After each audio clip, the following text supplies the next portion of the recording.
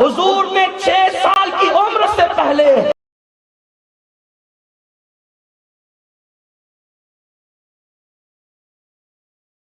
بات، لیکن یہ بھی بتاؤں، آج کل لوگ یہ کہتے ہیں کہ مزاروں پر جانا بدعت ہے اور قبروں پر نہیں جانا چاہیے۔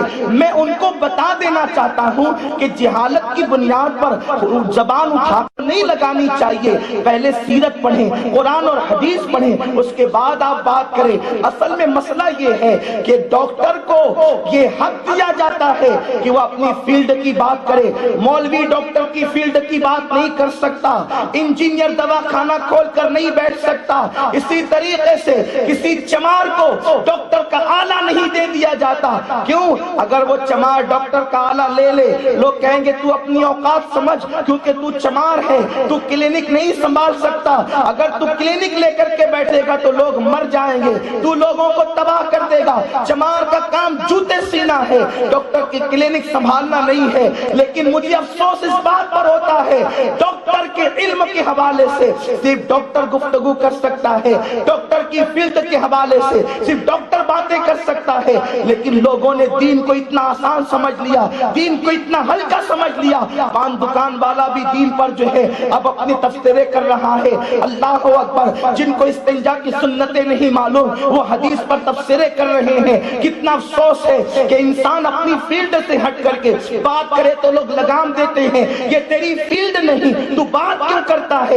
تو پھر لوگ قرآن اور حدیث کے معاملے میں آخر جاہلوں کو لگام کیوں نہیں دیتے کہ یہ تیری فیلڈ نہیں، تو کیوں بات کر رہا ہے؟ اس کا حق تو انہی لوگوں کو ہے جنہوں نے رات و دن جاگ جاگ کر کے قرآن کے علوم سیکھے ہیں، حدیث کے علوم سیکھے ہیں۔ کوئی علم والا جس نے واقعی قرآن پڑھا ہو اور قرآن میں یہ آیت پڑھی ہو، اِنَّا رحمت اللہ قریب من المحسنین، بے شک اللہ کی رحمت اس کے ولیوں کے قریب ہے، کبھی بھی بازار پہ جانے کا منکر نہیں ہو سکتا۔ جس نے حدیث پڑھی ہے وہ حدیث پڑھنے والا کبھی بھی ولی کے مزار پہ جانے کا منکر نہیں ہو سکتا۔ بات اتنی ہے، اب تقریروں کے لیے جہلا کو بلایا جاتا ہے جنہوں نے قرآن و حدیث کی بو بھی نہیں سونگی، اس لیے امت میں فتنے پیدا ہو رہے ہیں۔ آج یہ میں تمہیں بتاؤں، مزار پر جانا بدعت نہیں ہے۔ میرے آقا علیہ السلام کا زندگی کا پہلا سفر اگر ہوا ہے تو وہ ایک ولی کی مزار کی حاضری کے لیے ہوا ہے۔